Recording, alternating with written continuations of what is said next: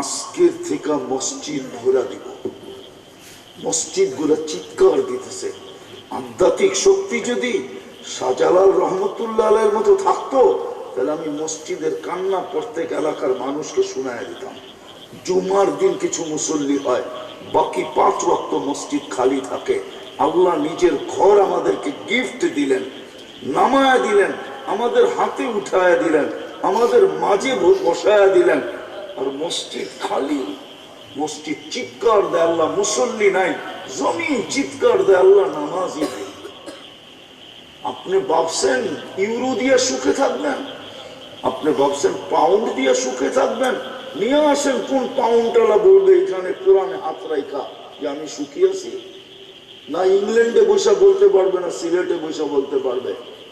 ও happy না কেন? Happy হবে তো হবে কি করে? মসজিদ খালি, ও হবে হ্যাপি। মসজিদ দিবে চিৎকার, কোরআন করবে বদদোয়া, আর ও ভাবছে ইউরো দিয়া, পাউন্ড দিয়া, ডলার দিয়া, আমরা ভাবছি টাকা দিয়া হ্যাপি হয়ে যাব। তাহলে হাজার হাজার কোটি টাকা যারা মাইরা গেছে ওরাই হ্যাপি হইতো, একটাও হ্যাপি না। টাকা মানুষকে হ্যাপি বানায় না, সম্পত্তি মানুষকে হ্যাপি বানায় না। হ্যাপি তো বানায় উনি যিনি মানুষ বানাইছেন।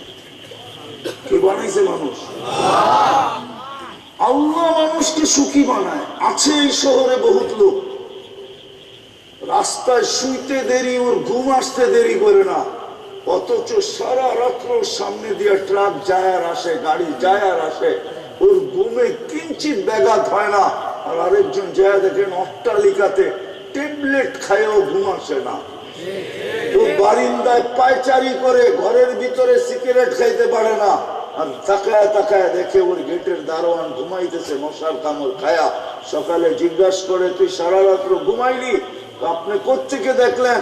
আমার ঘুম আসতেছিল না রে, বারিন্দায় সিগারেট খাইতেছিলাম আর দেখতেছিলাম তুই বৈশা বৈশা ঘুমাস। তো আল্লাহ শুকরিয়া আদায় করে আর বলে ঘুমাইলামও, মাসের শেষে বেতনও পাবো।